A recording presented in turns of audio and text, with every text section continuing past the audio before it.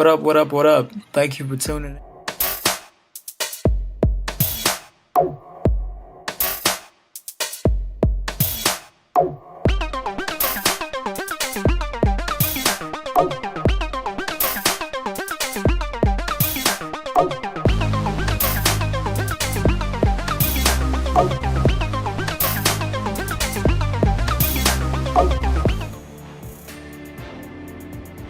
It's time for the tip off here on the Swish Masters Podcast with the question we like to ask all the time: Swish or dish? Who was the most impactful player in the NBA Finals? Mavericks versus Celtics, Game 1. Who's your most impactful player? Most impactful player to me in first game, I've got to go with Kristaps Porzingis, bro. Came in the game, ready to work, strong, quick. I think he had like 11 in the first quarter, 4 or 5 shooting.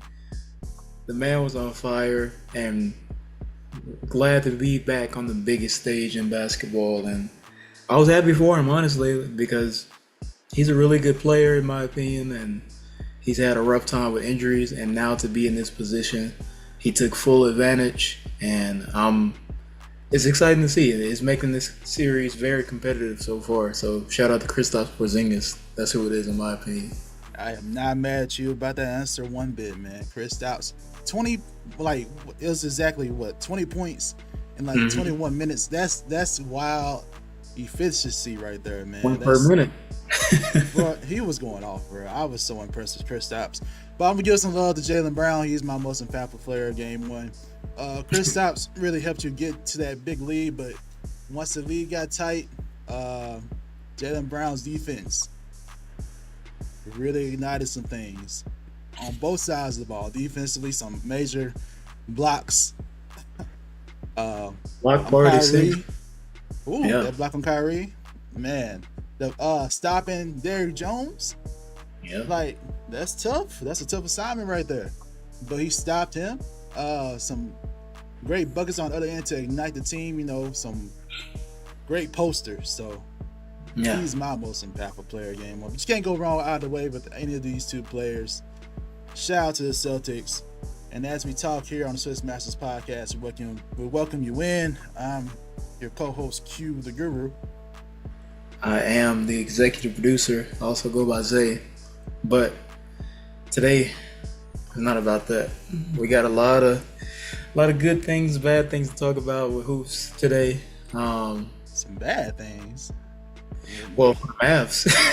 Okay, I forgot. Yeah, if y'all didn't tune in our last podcast, to remind you of our overall picks for the series, Zay is going with the Mavericks in 7 games, right? That's correct. All right, I'm going with the Celtics in 7 games. Now, we also predicted how game 1 was going to go. I was totally wrong. I thought the Celtics would come out kind of flat, lackadaisical, because you had such a long time. That rest versus rust factor that's often proclaimed in these NBA streets. But Kristaps told me different. He did not look like a man who's come off like about a month, right? 30 plus days of no basketball. And this man looked like, bro, unstoppable. He reminded us why they called him unicorn back when he was with the Knicks. For real. That's what that Kristaps was, bro. The unicorn is returned. Right, but I was totally wrong. But to keep with my prediction, I'm cool with it. But I was surprised that it would be in this dominant fashion, though. The final score was Boston 107, Mavericks 89. And honestly, we got a little tight in maybe the third quarter, but they picked things right back up. But this game, you can argue, was kind of over in the first quarter. And again, like I mentioned in our tip-off topic, Jaylen Brown, his defense kind of ignited the team to finish it off. And those were some questions we had about the Celtics, right? This is a team that has a weird home record, right? It's really weird. They're more formidable on the road than they are at home, including the playoffs. And for them to finish this off, shout out to them. Some key players: Jason Tatum, He had 16. Jaylen Brown mentioned earlier. Derek White, Jrue Holiday, all the stars scored in double figures for the Celtics. Mavericks, Luka, honestly, he was the only one that came to play. I ain't gonna lie. He finished off with 30 points. Kyrie had 12. We'll talk about Kyrie in a little bit, maybe. PJ Washington gave you 14. It was tough. It was tough. And the story of the game is in the efficiency to me at the 3-point line. For example, the Mavs were 7-27 from the 3, Celtics 16-42.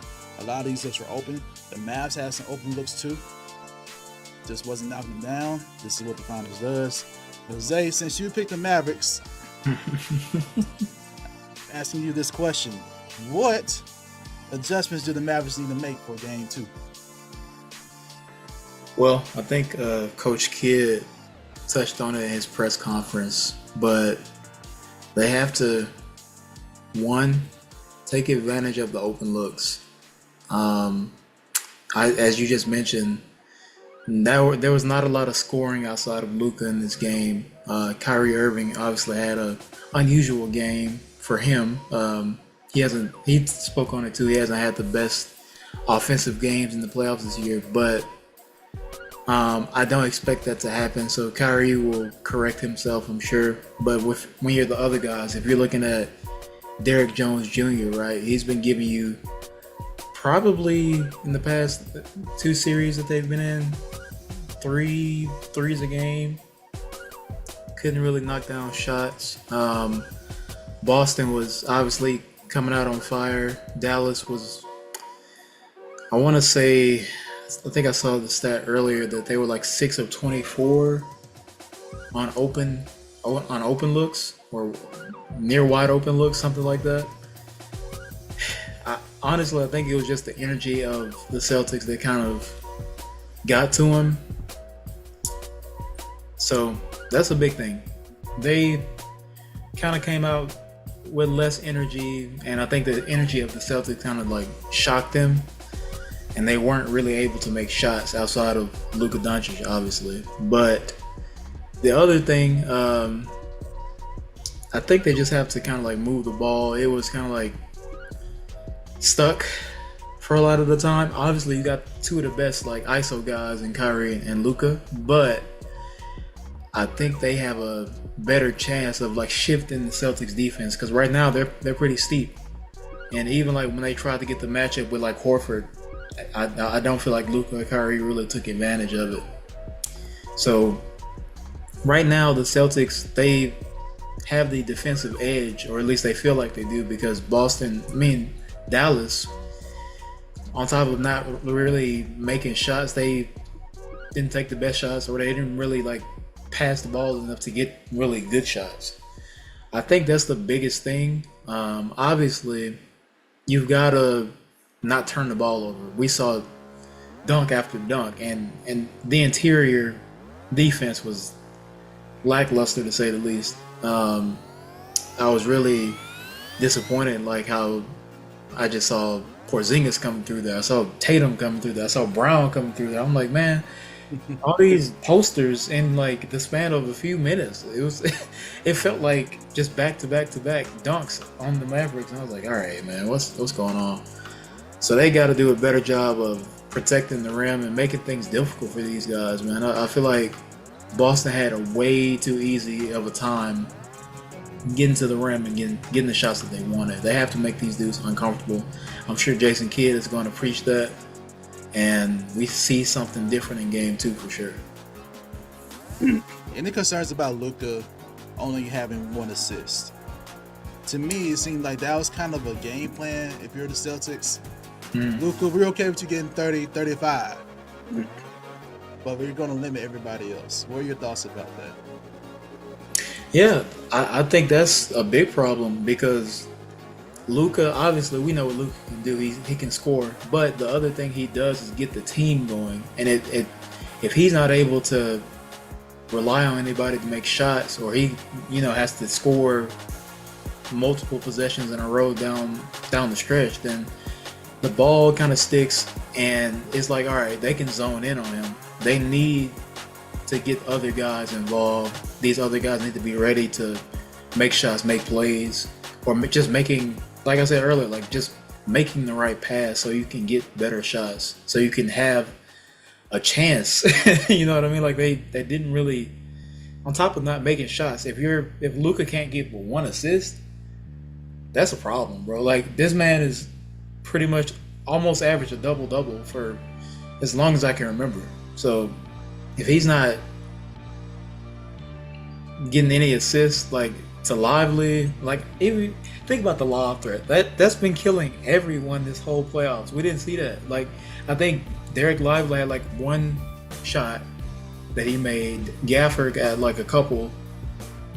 They need him. They need that pick and roll to work. They need to be able to get drives and then kick it out to open shooters. That's what Luka is. Luka is going to draw the attention. They need to be able to get him some assistance, basically. Yeah, that's a good point. Daniel Gafford only had 3 field goals. Derek Lively only had 1. So your Twin Towers only combined for 4 field goals total. Daniel Gafford finished with 8 points. Lively finished with 2. You got to get more out of Derek Lively, man. And to be honest, Derek Lively did have foul trouble in that game, so that saw him get some limited minutes. I will say that. But think about this too. The Mavericks had more turnovers than assists, man. They had 11 turnovers, only 9 assists. That is not going to get it done, man. Yeah. Not at all. For sure, man. And I don't even think it was just because the Celtics were playing the greatest of defense. I feel like Dallas just kind of got, I don't know. I feel like they've played better basketball as far as like taking care of it. But Jaylen Brown's active, bro. I'll give him that. He was active. Yes, Pick it up. Yeah, Jaylen Brown was. One more thing on the Mavericks, man. I want to talk about Kyrie Irving. You did mention that you don't expect Kyrie to have another game like this, but I do want to bring up the Boston crowd. In our last episode in our podcast on the Swish Masters Podcast, I mentioned how the brief history that Kyrie had with the Celtics. Mm-hmm. You know, this is a guy who promised, "Hey, I'll be back," but you didn't. When you do return, when you're part of the Nets, you go off, but you flip the crowd off. Some real vitriol is there, and Kyrie post game, I'm paraphrasing because I don't have the exact quote in front of me, but he said, "I thought it would be louder." So, kind of challenging the Boston crowd to me in a sense. So, you thought it was loud game 1. I'm expecting it to be super loud game 2. But do you think the crowd had any effect on Kyrie and his performance in game 1? I would say probably. I think I saw something on Twitter saying that he hasn't won a game in Boston, and I think he's like, it's like 11. Yeah. Yeah, I didn't realize that either. We didn't see that stat until this came up. But 0-11, that's wild. Yeah, I don't know if it's like the crowd necessarily. I think that he just, I'm gonna say part of it was the crowd, but the other part of it was like I said, I think the energy was just not what the Mavericks as a team expected. And Boston isn't an easy place to play in, like as black people. I'm just put it out there. I've heard the horror stories from other teams and players and everything, but on top of that, that's a tough arena. Like, it's historical. You feel like that greatness, that Celtic energy is different. It's for real. I'll give them that. They're one of the top franchises in sports for a reason, and that's a tough place to play in for sure. But I think that just like we saw with like Anthony Edwards, when he said that I got Kyrie in the next series, and Kyrie came out and gave him 30. I think Kyrie takes motivation from the negativity or the booing or the crowd, getting at him. So I hope that he draws up some crazy stuff because he's a wizard with the ball. Like I hope that he takes the fuel and goes at it for sure. But I'm sure Boston is going to be, if not just as louder for sure. Yes, yeah. And I want to mention just one more thing about Kyrie. He finished with the worst plus minus of all the starters, by the way. That's saying something to me too. Minus 19 for the night. Played 37 minutes. The worst out of all the starters. Honestly, out of the whole team. Something's going on. Yeah. Something's going on. So yeah, that's the Mavericks. I like your notes on the adjustments, what they can do. One thing I think that they're trying to do is play some mind games, man. if you didn't hear this or y'all didn't hear this, man, Jason Kidd today spoke on the Celtics and responded to a reporter's question. And the reporter was asking about Jaylen Brown in general. And Jason Kidd took this route. This is a direct quote. Well, Jaylen is their best player, Kidd said with a sly smile, and he did. I ain't gonna lie. Watch the video. This man is up to some stuff. All right, going back to the quote. Just looking at what he does defensively, he picked up Luka full court. He got the free throw. He got to the free throw line. He did everything, and that's what your best player does.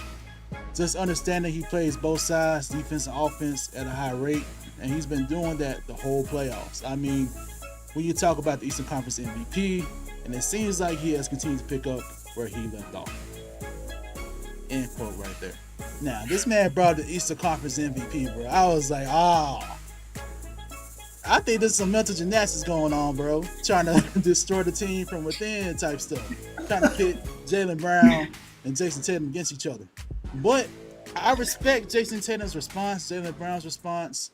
Brown basically said he had no reaction. Tatum's reaction was more so like, hey, this is a team sport. We wouldn't be here if we didn't have JB on the squad. We have a lot of guys like that. So we're just trying to finish the job. I'm paraphrasing his quotes, but they had some really good responses. But I want to tackle this kind of question, bro, because you kind of hinted at it in our previous podcast. Yeah. I ain't gonna lie, bro. I know Jason Kidd is trying to like stir up some drama or whatever, but I'm gonna say it, man. I'm tending to agree with Jason Kidd. Jaylen Brown could be the best player, bro. I ain't gonna lie. What do you think, man? Bro, this feeds into exactly what we were saying in the last episode. I agree with Jason Kidd. I think that he has. I mean, obviously he's trolling Jason Tatum, obviously, but we think he could truly believe this, man. I mean, dude, I think MVP. He could legit think this. I believe him because that's what I think. I really think that Jaylen Brown is the engine of the team. Tatum obviously is talented. He's a superstar. Not doubting that. But Jason Kidd isn't wrong. I agree pretty much 100%. Like, he does everything on the floor. And I feel that if you take Jaylen Brown out of this lineup, if he's not on this team, they don't make the finals. And that's no disrespect to Jason Tatum. He's a great player for sure, but I don't think he drives the team the way that Jaylen Brown does. I don't know. I keep saying this, but I feel like energy is very important. And for some reason, Jason Tatum's energy doesn't really, like, to me, transfer to the team the same way that Jaylen Brown's does. And also, shout out to Jason Kidd, because I expect this 100% type of troll from him. This was a dude we're talking about who didn't have a timeout, so he had water still on the court, so he could get a few minutes of like, oh, let's clean this up real quick and huddle my players so we can have an unofficial timeout. So I expect all these type of schemes from Jason Kidd, and I love it. So yeah, I respect it, man. I really do. Let's look at game one itself, bro, for evidence, man. Like, Jaylen Brown was more consistent throughout the whole game. He was definitely more consistent on defense. He finished the game with 3 blocks and 3 steals, man. Mm-hmm. Big Like time Jason block. Kidd was saying, he was picking up Luka full court. That's how he got that one steal that led to a dunk. Yep. Like, yo, and Jason Tatum. I let me say this. I give Jason credit for finding the open man because he was doing a large sum of their playmaking, especially in the beginning of that game. Yeah, for sure. He was letting the game come to him, let the game kind of flow. I give him credit for that, but we talked about this last finals, bro. When they were in all these turnovers, man, he had 6 of them. They ain't gonna get it done. He admitted post game, like, hey, I had too many turnovers. I got to cut those down. But, and again, he doesn't bring that same type of energy defensively either, man. He just not that type of guy. And I don't really like this person I'm about to bring up. Well, I respect this person. Have you heard of Nick Wright before? I respect Nick Wright. But he had a decent take though. That maybe you should think of Jason Tatum this way. Do you remember the Pistons? 04. 04. Yeah. 04 Pistons. Chauncey Billups, talented player, high draft pick, but you didn't think of Chauncey as just a franchise guy. You thought of the team as a collective getting the job done. I was like, that's a really good comparison because Jason Tatum, high draft pick, but I don't see him just as just a franchise guy. The Celtics themselves don't even advertise Jason as just a franchise guy. They franchise him as a team. Yeah. And shout out to their social media team, by the way, man. They had a crazy highlight reel. I don't know if you saw that. I did. That move was nice, bro. But shout out to their team. But going back to Jason Tatum though, but I don't know, man. If I had to pick personally, I would pick Jaylen Brown. Even though we all admit Jason Tatum's more talented or more potential, but at least offensively, but he's not bringing the same thing defensively. So I'd rather have offense and defense. If I'm a GM picking a player. Yeah. So maybe that's another route to look at it. Like if you had to do a redraft and they're so happy in the same draft class because they weren't. And a lot of people forget this. Jaylen Brown was drafted first. Yeah. You know, before Jason Tatum later on. Who would you pick first? You know, knowing what we know now. Yeah, I agree. I agree with you, man. I feel like if we were to have this new draft of the Celtics, Jaylen Brown goes before Tatum, and simply because we know the prolific scorer that Jason Tatum is. We know he can give you 40 on any given night, and I think he's capable as a defender. He's a 6'9". Oh yeah, he's big. Yeah. You know what I mean? Like he can do everything that I feel like Jaylen Brown does, but I feel like Jaylen Brown consistently on offense and defense brings the best out of the team. Like I don't know, man. I think they have it like under control. It's kind of like you brought up the Pistons. I was thinking about, like, for me, the last time the Celtics won the championship, which was the 08 team with KG, Paul Pierce, Ray Allen. I think about like how Paul Pierce won Finals MVP, but to me, KG was the best player because he was controlling both sides. Like, obviously, Paul Pierce was able to get some 30-point games or whatever. And I'm not, people that know me personally know I'm not like a big Paul Pierce fan, but I respect him. He's a really good player, Hall of Famer at that. But to me, I bet it took you a hard time to say that, bro. No, I respect him. I think he'll get there. All right. I mean, obviously not before DOA, but anyway, that's a different day. We ain't gonna do that. I feel like KG, to me, was the Finals MVP for that team, even though Paul Pierce won the award, because he's the one controlling the defense, and then he's making timely plays on the offensive end. He's making timely baskets as well. So that's how I kind of see these dudes. Like, I feel like Jaylen Brown is the KG, with Paul Pierce. Well, Tatum being the Paul Pierce, even though Tatum to me is going to be way better than Paul Pierce. Yeah. But shout out to Jason Kidd trying to do some Phil Jackson type stuff, bro. I mean, this really is, man. It's a good move, but on the surface, it seems like it's not going to affect the team in any way. But we'll see when it comes to game 2, though. That's tough. And getting back to the Celtics side of things, we talked a lot about the Mavericks and their adjustments. The Celtics played phenomenal, lower the turnovers, cut those down. And the only other question I have is, should you start Porzingis now? Bringing him off the bench clearly provided a jolt to the offense. It got them out to that 20-plus lead by the end of the first. What do you think, man? Should they bring Porzingis off the bench or should they start him for game 2?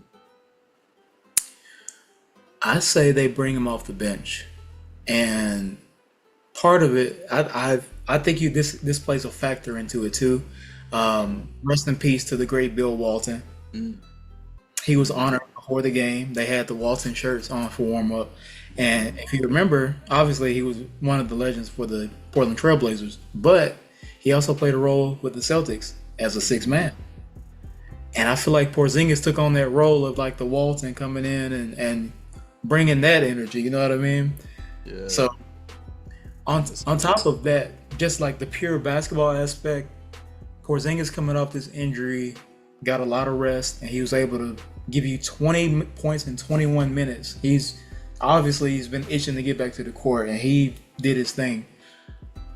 I think that this is unless things just drastically change, you don't change this because he's effective.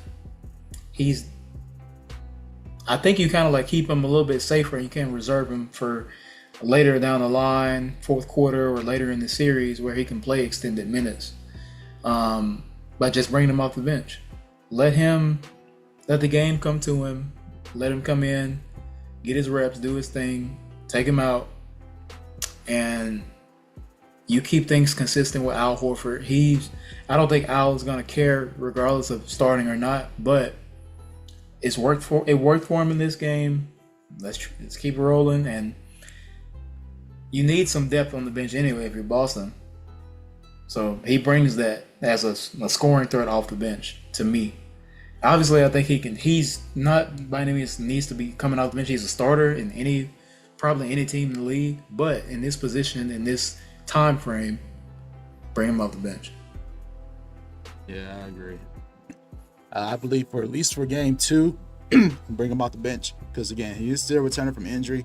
Although he looked great, he still did only play 21 minutes. I don't believe there was a minutes restriction for him in game 1, but you still need to be careful about how you bring him back. And my thing is it's working, don't mess it up, keep it going. So that's my thing. Keep bringing him off the bench. I agree with what you said. Gives you some extra scoring power off the bench. I agree. And other than that, I don't really have any other adjustments for them, but to be prepared, because this Mavericks team is not easy to deal with. And if you're the Mavericks, you're encouraged by the fact, like, hey, we lose game 1s all the time. We want them to come back out. But game 2 and win. Think about the series against the Celtics. Not the Celtics, but the Clippers. Series against OKC.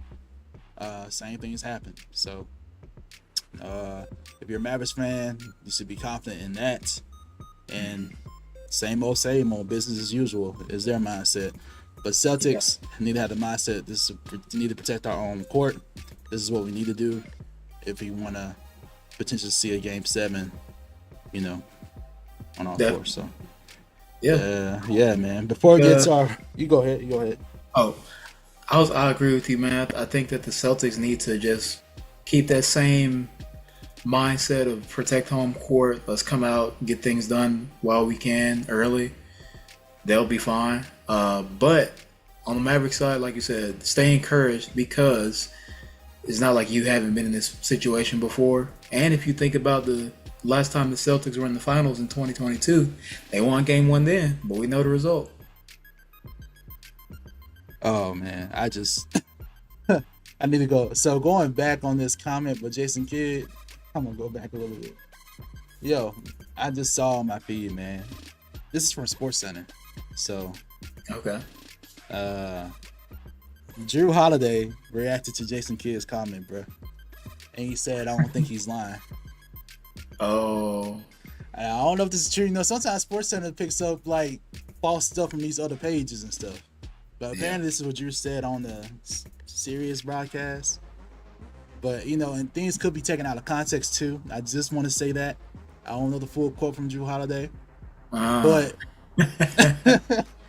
bro, we still talking about adjustments for the Celtics. An adjustment for this, please keep all the outside noise on the outside, like for real, man. Including Jason Kidd's comments, cause don't let this internalize and mess up the team from within, bro.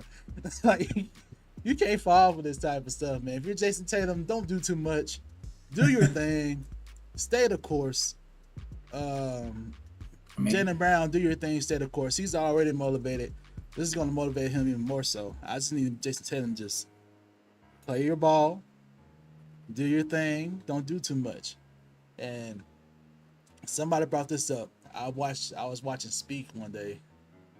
Sean McCoy and all them, Joy Taylor, all them. So like, Sean pointed out like, yo, Jason Tatum was still in the game at the end, getting some points and stuff.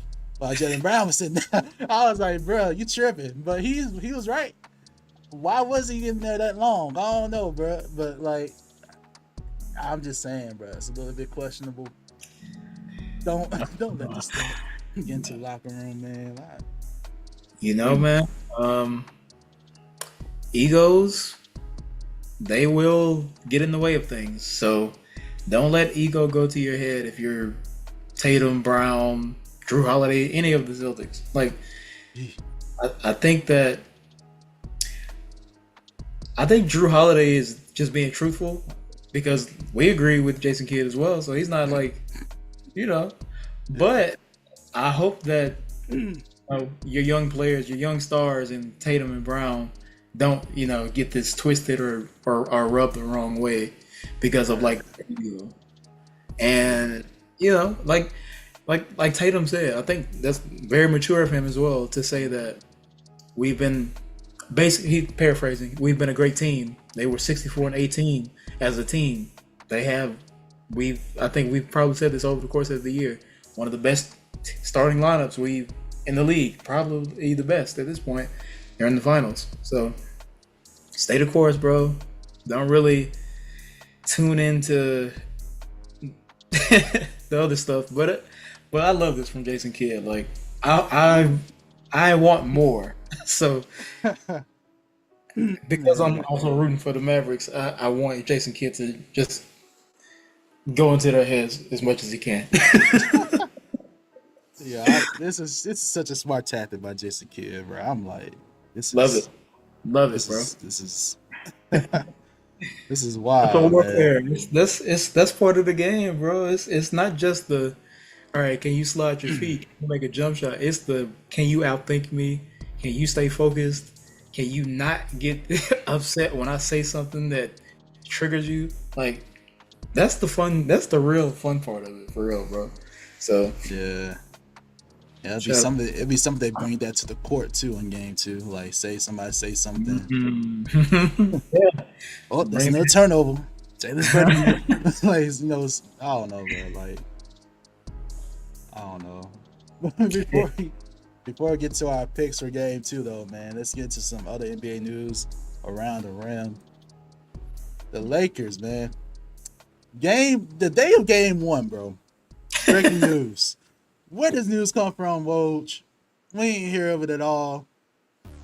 Dan Hurley, infamous UConn coach, back-to-back national titles, could win the third. Could win the third, but the Lakers said, hold on. We want you as our coach. And according to Woj, they're prepared to make a significant offer of money and length of contract to Dan Hurley to be the Lakers' next head coach. Before this time, all we heard was JJ Redick The former coach of the Hornets, I've got his name right now. His name's coming out right now. Josh. No. Is it Borrego? Yes, Borrego. Okay. I want to say that's close at least. I apologize if I got your name wrong, man. But I heard his name. Really, JJ Redick is the main name that's been heard, and that's the name that Sean's been saying. So we got two things going on. Woj just saying Dan Hurley has been a target since the beginning. But again, why we're hearing this just now, I don't know. Sean's is saying JJ Redick is really the guy. So not only we have these two different reports, these are credible reporters, man. And the people don't remember, Shams and Woj used to be, working together. Yeah. I think Shams was like the protege, you know what I'm saying? Like it's the rule too, man. It's the tip of basketball news. Yeah, man. These are the main two we rely on. And they're in direct contrast to each other, man. Yeah. And with this being said, it's kind of hard to react to it, but the Lakers did meet with Dan Hurley on Friday. Gina Buss, Rob Pelinka met with him, trying to close the deal. Hurley, apparently, he informed UConn that he had interest in meeting with the Lakers. He told them about this stuff on Wednesday, and he told his players on Thursday about it. And he met with the Lakers on Friday. And apparently it's reported that he's mulling over the decision for the weekend. So before you go, I'm gonna give my little take on this, bro. Me personally, Woj, if this is a thing, why wasn't this reported sooner? Why? Yeah. If this was reported before the JJ Redick stuff, I would respect it even more. Do you remember our reaction when we heard JJ Redick's name?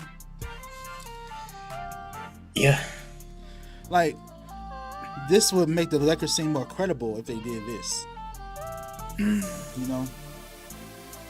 So, I mentioned this dude earlier, but I'll mention him again. Nick Wright had kind of similar thoughts to what I was thinking. Like, this is just a smoke screen. He thinks JJ Redick is actually going to be the guy. And this is only made to make the Lakers look good about getting JJ. It's like, oh, we really wanted Dan Hurley, which is what everyone agrees with in basketball space, But this is a guy that's, worked his way up, really earned it, you know what I'm saying? For sure. But, we tried, we couldn't get him. But hey, we got JJ Redick. It's gonna you know what I'm saying, lower the tension a little bit. It's the switch. Yeah.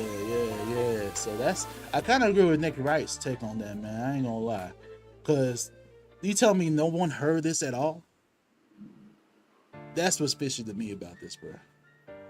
But at the end of the day, we'll know soon what's what, And before you go, I want to mention that JJ did mention on the podcast, I think it was Golick and Golick, about he'll address those comments after the NBA Finals. So he'll address the Lakers head coaching rumors after the finals are over. And he's mentioned Shams directly. So look a little bit animosity in there, but I don't know, man. So those are my thoughts. I think this is just a smoke screen to satisfy Lakers fans. Like, hey, we are a competent front office. We know what we're doing. We didn't fire Darvin Ham prematurely. We had a game plan all along. Right. Right. Game plan, hire JJ Redick. You had a chance to get Mike Budenholzer. You didn't do that. Who to me is at least more credible. At least he's a championship coach. Mm-hmm. You fired Frank Vogel, who won you championship. Yeah. Fired Darvin Ham because of the great potential. We all thought the potential was there. He didn't have the roster to work with. You know what I'm saying? Fire him. Yeah. And before you have a full plan in place, you're still searching. And it seems like you're going to settle on JJ Redick, who has not had any experience coaching college or NBA. So That's that, man. What do you think about this whole Dan Hurley stuff, man? First off, let me shout out JJ Redick for his response on the podcast. I did see a clip of it. I can't remember his exact statement, but he basically said, "Yeah, I'm going to address these comments after the NBA Finals." As we know, he's also an commentator for the finals right now, so still working. Podcast, we know him and LeBron. I've been watching the Old Man 3 for many years at this point. I like JJ Redick. He's really genuine dude. So I respect him a lot.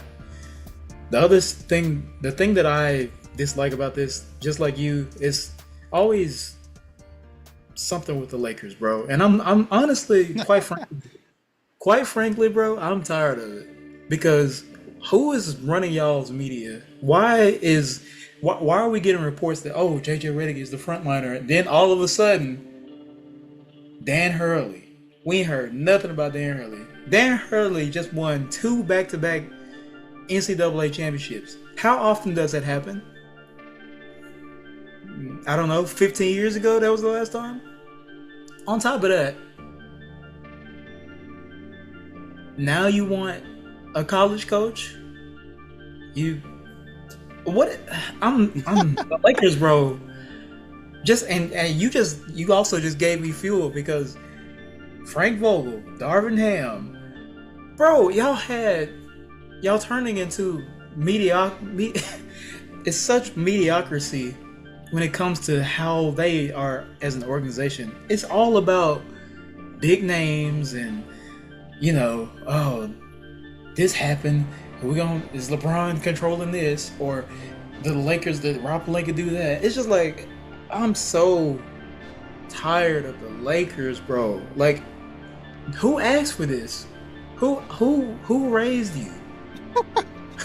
Like, who raised you? Like, bro, why? I'm pretty sure that there are other teams in the NBA right now probably searching for a new coach, a new GM, a new president of operations, a new trainer here. But you know how often we hear about them in comparison to the Lakers? 0 times. Why do we hear so much about the Lakers, and then they get somebody, then it doesn't work out, and they fire them, and then the cycle starts back over, and they're still... Oh, bro, it's so frustrating. And I'm not even a Laker fan. I'm just saying from the perspective of NBA fan, Twitter user, social media user, why is it always something with the Lakers, bro?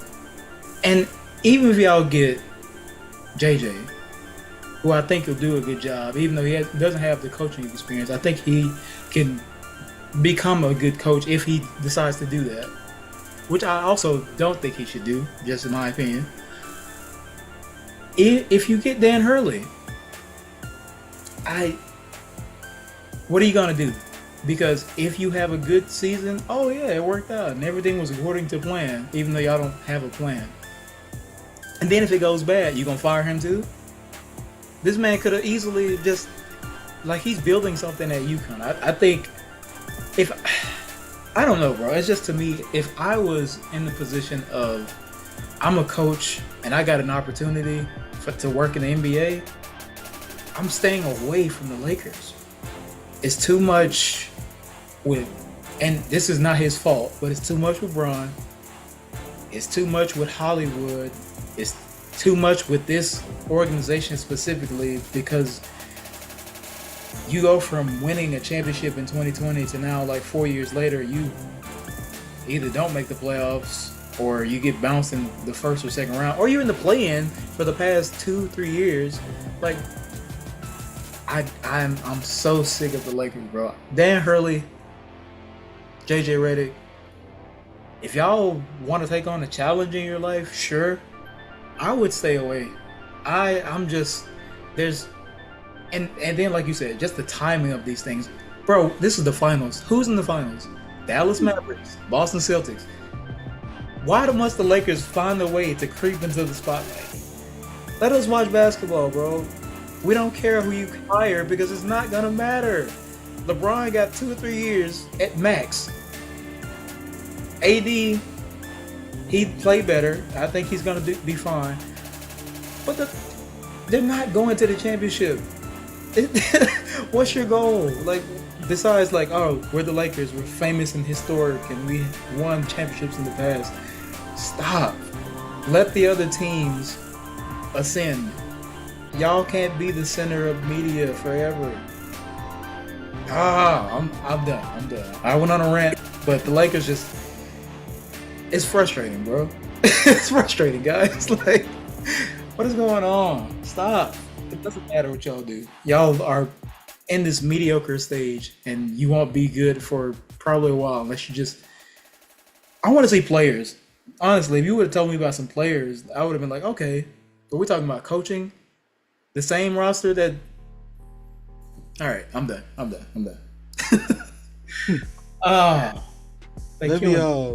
Let me ask you about. Let me mention this real quick. J.R. Smith came out and said, "Don't fall for it." Yo, this man tweeted that out, bro. He's like, "Yo, don't fall for it, Dan Hurley." He added him. Fall for it. And people, if you know, you know, bro. If JR saying something, don't fall for it, bro. Because I can, like you said, bro. If it don't work out, listen. I can see it. If we saw the Bucks have a great record, right? Fire that coach before the All-Star break. I can see this don't go well. Fire for the All-Star break, man. I'm telling you, bro. This is, I agree with you. It's looking mediocre at this point. But let's just go with the flow for a second. Say this was their plan. They do somehow hire Dan Hurley. For me personally, I agree with what Nick Wright mentioned this too. We believe that some other NBA pundits think this too. Chris Broussard, all them. They think that this is just used to try to get himself a raise with UConn. You know what I'm saying? So I can totally see that. You know, it won't be as much as what the Lakers will pay, but you're building a legacy over there at UConn. You got some great players still over there at this point. Got a whole program. And if he leaves, you know, there's a chance that what's going to happen to those players, they may hit the transfer portal. You know what I'm saying? So I say keep doing what you're doing. For sure. But yeah, that's one thing that could be going on right now. Just using that as leverage. Yeah. That's what I think. I really do think so. And yeah, the two other candidates were just James Borrego and JJ Redick. James? Yeah, man. Yeah, it was James. Yeah, I just saw it. I just looked that up. It was James. But that's it, though. I feel you. Come on, man. I think that really is the thing. But say they do hire him. This was planned all along. He's hired. Some of the pros is he is great at developing young players. And say that they do draft Bronny, because I believe this is going to be a thing. It'll be great for Bronny. It'll be great for AD. LeBron said, hey, I need you to hire for, not just for me, hire for AD. This has been widely reported by Windhorst and all these other pundits, man. Those are LeBron's wishes. And this will be a hire for that, in my opinion. So I think it could work out really well. Again, if he is the hire. And if they give him control. Because the issue of why they didn't hire Ty Lue is because the Lakers wanted to pick Ty Lue's staff. And there's some certain figures over there that have their hands in the pot, which they probably shouldn't. And these are all reports. I am not an NBA insider. I just listened to them. This is what they were saying. The Rambuses, for example. Why? What they do. So it is what it is. So if they stay in their lane, if Rob play his role and really give Dan his power, then it could work out really well. But I don't see any of that happening, bro. I really don't. But if it does, it'll be really good for the Lakers. Yeah. When you're talking long term, that's my thing. Like if they, I I'm not trolling Lakers fans. I'm just being honest. From what I can see, the West is getting tougher. You got Dallas in the finals right now. Denver obviously still relevant. You got to look out for Golden State still. You know what I mean? Like, there's a lot of talent in the Western Conference, and the Lakers, to me, with how they're currently constructed, even if they get Bronny or they get a good draft pick, they get some players. You got to look at the long term. If you're looking at someone like Dan Hurley, I don't think he's coached in the NBA before. He's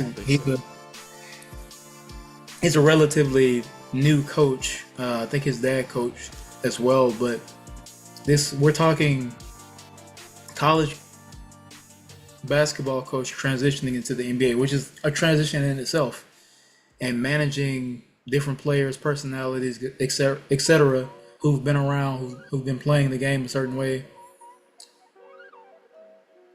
If you're gonna hire Dan Hurley, you got to give him a chance, and you do need to honor like this rumored, long-term contract, because I don't think he's no disrespect to him.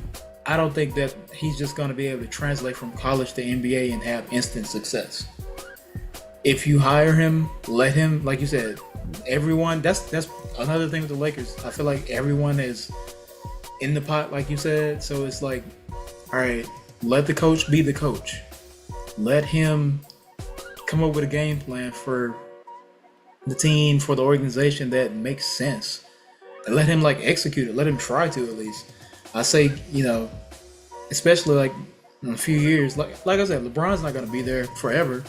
AD should be there. They're going to have other pieces, other players, but you got to look at the long-term, development. That's what everyone else has been doing, and that's why I feel like they've been successful. You look at Boston, they've had Tatum and Brown, they had Horford. They had a core and a system for a while. You look at Denver, you look at all these other teams, they've built up to this. Not just all right, get this piece, throw them in with Bron, throw them in with AD, see what happens. Obviously 2020 was good for the Lakers, but they haven't been able to build a roster that way.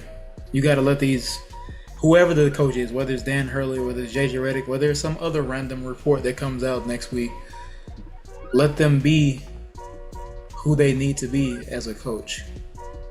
But I think he can do well.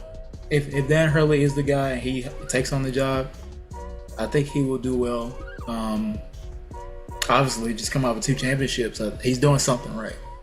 Right. Yeah. Hurley himself was on the podcast with JJ Redick, breaking down some things that he likes to do or things that he would do. Yeah. LeBron tweeted that he likes him. He's really good, with what he does in offense. So I agree with you. What players would buy into the system that he has set up in UConn, I don't really know about that. It's a lot going on in that system. Will they really buy into it? And if they do hire him, I do look forward to see how he'll be on the sidelines, because he's a passionate coach. He'll get in your face if he needs to. I would like to see that, but we'll see if this is a thing. Shout out to Dan Hurley. Apparently, it's a thing. So, whatever you decide to do in this next phase of your career, I'm sure it will go well. And Lakers fans, I don't know, bro. Y'all need to focus on the roster. And there was a report about that. They're gonna try to focus on, complementary pieces and just a star, which is good. But guess what? Y'all had that in 2020. But you didn't sign everybody you were supposed to. You don't trade these folks. So, you didn't keep a KCP. You know what I'm saying? Anyway. Yeah. That's the Lakers, bro. I'm done. I'm tired of the Lakers right now. Talking about them. They just always got to find a way to rear their heads. On game 1, bro. You know what I'm saying? Bro, let them they could have brought this dudes out Jeez. anytime, bro. Before the finals, bro. Crazy. You know how You know how boring the sports news cycle was this week? They could have easily put this out last weekend, bro. We could have been talking about this for a couple days. Because that's all we might be talking about. Then we'd be done with it.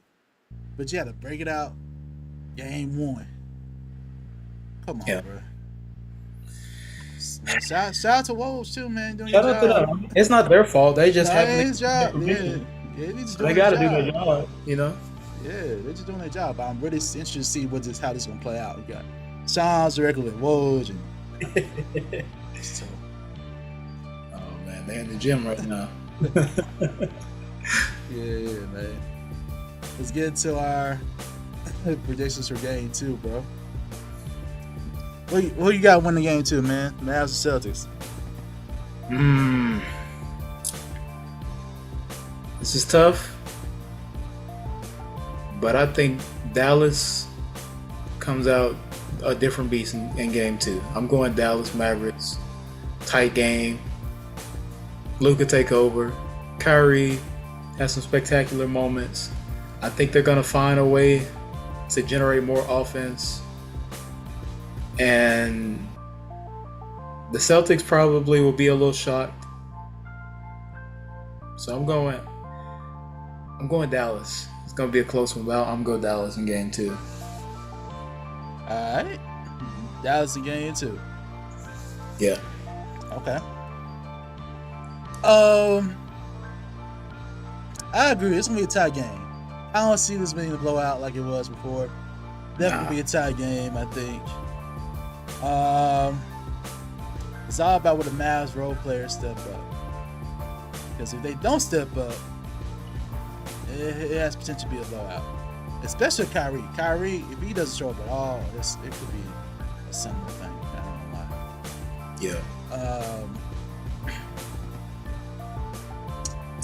But I'm going to think objectively. I think it's going to be a close game. But I'm going to say the Celtics pull it out. I'm going to say Celtics pull it out. They protect home court. They pull it out. And they defeat the narrative that, the Dallas lose game 1 all the time. They always win game 2. I think they defeat that narrative. I want to be surprised if Luka scores 50. Put that out there. I don't want to be surprised if Luka scores like he have a 40-point game in this playoffs yet, which is wild. I believe he'll get at least 40. I won't be surprised if he gets 50. Okay. But they lose. Dang. All right. And that's going to be a hard pill to swallow, bro. Yeah. That's tough. I predict that right now he'll get at least 40. If he gets 50, y'all heard it here first. I won't be surprised if he hit 50. But he'll at least get 40. But they'll lose, though. Because nobody else stepped up. I think Kyrie will give you a little bit more, but I don't see him give you more than 20. Fair. I think that crowd is affecting him, bro. I ain't gonna lie. I think that's an effect on him, bro. He did some un-Kyrie stuff, bro. You saw some of those turnovers he had? Yeah. Just lost the ball and just threw it to nobody. That's crowd noise to me, man. Yeah. And it's okay. It happens, bro. That's part of the home court advantage, man. It happens. I think Kyrie's talented enough to get over that stuff, but he was missing some bunnies, man. So, like, I think and you challenge the crowd talking about, I thought it'd be louder. You don't challenge fans like that, bro. You think it was a mistake? I think that was a mistake. Okay. I think that was a mistake. Just like it was a mistake when Anthony Edwards kind of poked Kyrie. Yeah. You remember what I'm saying? Yeah. Kyrie went off. The fans gonna go off. I mean, I heard some boos, but I was expecting them to be louder too. You know? But you don't say it. Come on, bro. So I think he probably ain't gonna score more than 20. But if he does do that, shout out to him. And if he shows up, I say the Mavericks win, bro. But if he doesn't, Celtics win. And it's gonna be a close game. Yeah. That's a good point, man. I think that's interesting for sure. I'm gonna go the opposite. Okay. All right. I don't think Luka gets 40. I think he gets somewhere between 30 to 35 again. All right. I think they combine for like 60, right? Like Kyrie goes for like a smooth 23, 25. Luka goes for like 30 to 34, 35, something like that. All right. On the other side, I think Tatum is going to score like 30. I think Jalen Brown's probably going to give you like he did last game, like 20, 22. But because he's like probably going to do a little more like scoring, I think that messes up the flow somehow for the Celtics. That's why I'm hoping that doesn't happen, bro. That's why I spoke in my prediction. Yeah. That's why I spoke in the thing, bro. Do not let this stuff get in y'all head, bro. If y'all don't, I think Tatum has a point to prove, and he's gonna be like, I'm the best player, and I can help us win, and then we see the result. I think that may go up now. Fall into the trap, man. Yes. Shout out to the kid. Can't wait for this game, bro. We'll see what happens. If that does, ooh. It's interesting, bro. Yeah, like, it is, man. It's I like it, bro. I think it's gonna be a really close game though, for sure. That's one thing I can't say. That's one thing we're both predicting. It's gonna be a closer game than the Bulls game. I hope it is. Honestly, Me too. I hope it is too. I ain't gonna lie. Because to be fair, nobody expected Porzingis to go off like that. That's the other thing. I don't know if he's gonna give you 20 again. I think they make some adjustments to, but he's a hard matchup, bro. He is. He's just shooting over them, bro. He's They shooting do not over have. and the big is too slow to like keep up with him on the perimeter. He could be the X factor. He is the X factor for them for sure. He drove right by Derek Lively, man. Oh, bro. Like, yo, I don't know, man. It's a tough matchup. Yeah.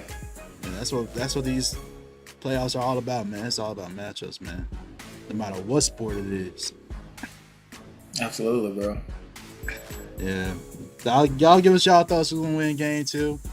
And we'll be back to react to it later on and see what happens and give our predictions for game 3 and react to any other NBA news and whatnot. But it's time for our final segment, as we do all the time here on Swish Masters. The final swish, where we talk about whatever. You got anything for the final swish? I do, man. It's obviously we're in the finals right now, but WNBA basketball has been super exciting. Also, it's been on the map recently. Shout out to Monica McNutt for putting Stephen A. Smith in his place. See, I ain't watched that clip yet, but I saw some stuff. I gotta watch it. Yeah, bro. I like Monica. I like Monica. I do. Yeah. I want to really just give a shout out to this, where women's basketball is, and just like the attention that it's getting. Obviously, there's been a lot of controversy, like with Stephen A. Smith and Monica McNutt. Obviously, there's been a lot of talk about Caitlin Clark, but I want to highlight the best player in the game, bro. A'ja Wilson has been on a tear. They're potentially about to three-peat as the champions. The other day, I want to say she had like 30, 34, 12, and 5. Like, I think she may be one of 2 players to do that in the league. I'm really just... It's been super cool to see how the women's game has been. But there's so many people I can't shout out. But I just want to speak real quick about A'ja being, to me, the face of the league, and how she's this whole like Caitlin Clark savior thing. People somehow didn't know women's basketball existed before. It's kind of annoying, to be honest.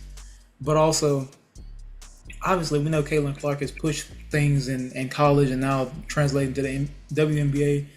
I hope y'all don't expect her to just be dominating a league that has 12 teams with 12 spots on each roster, and for her to be getting 30, 40-point games every night, because this is the pros.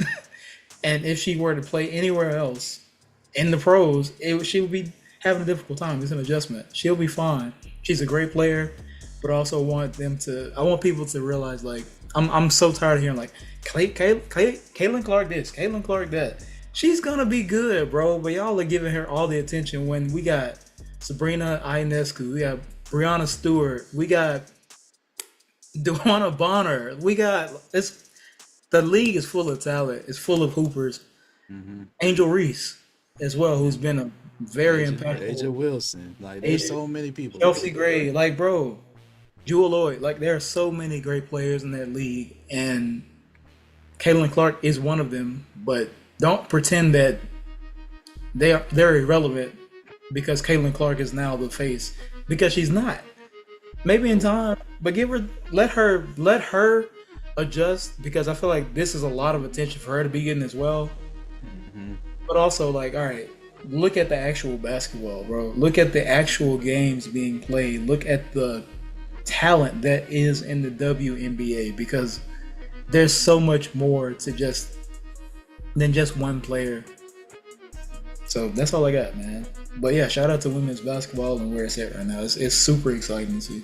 Yeah, respect that, bro. It's crazy that back-to-back final switches, we mentioned something about the WNBA. And it's about that whole effect, bro. It's like both ways. Y'all chill out on the hate and chill out on the early anointment. You know what I'm saying? Like, I agree with everything you said, bro. Like, let Caitlin play. Chill out, bro.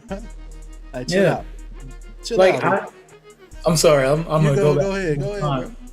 But these dudes, man, like, it's guys coming on their podcasts or their shows talking about protect Caitlin Clark, change the rules, man. I'm like, what? Oh, tripping. You mean to tell me y'all want the rules changed? Y'all want her to not get beat up? Like, that's hoops. That's professional basketball.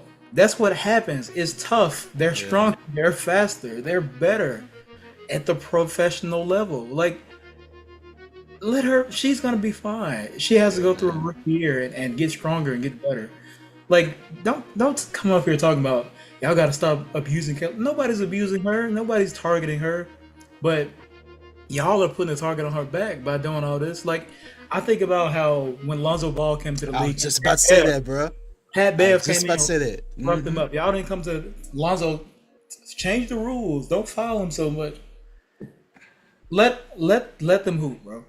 Like, get out of this savior thing. Like, she's not the savior. Like, I promise you, this is not a Caitlin Clark diss. I love her. I when she plays well, I'm watching. When she doesn't play well, I'm still watching. But it's a physical game, bro. It's basketball and it's physical. It's gonna be that way. So stop complaining about how she's getting fouled. Like, everybody's getting fouled. A'ja Wilson, the other night, I saw a picture of her, like, with 2 bloody scratches underneath her eyes, bro. What are you talking about? All right, I'm done. I feel like I'm ranting a little bit, but you go out, bro. I just want I want these dudes to, like, watch basketball and stop talking about, all that. It's frustrating, bro. Man, it's been like this whole thing got some undertones of a little bit of racism in it. I ain't gonna lie. You got some undertones and maybe some misogynistic views from some of these folks. It's like it's some stuff underlying in what's going on right now in WNBA, bro. And it's wild that it's like this, but it's kind of the thing that comes with just a rise in popularity like this, man, and more exposure like this. So that's wild. But my final switch real quick. Remember I said Jrue Holiday responded to the Jason Kidd's? I actually got the full quote, bro. And I gotta talk about Jrue real quick after I read this quote. He said, I don't think he's lying. I think JB, he's been aggressive in every single way. He's been getting to the paint, getting to the free throw line, also making plays for other people. And then he's guarding Luka. He's guarding their best player. I've been on teams where just any team where does your best player has such a heavy load on the offensive end, and then they have just equal load on the defensive end. That's hard to do, especially against somebody like Luka. Now, listen, I agree with everything you said, 1,000%. Yeah. But Jrue, you're a veteran, bro. You don't say this right now. Then just, bruh, you're confirming this stuff, man. You won't say this right now. But then again, I don't know what the locker room structure is like.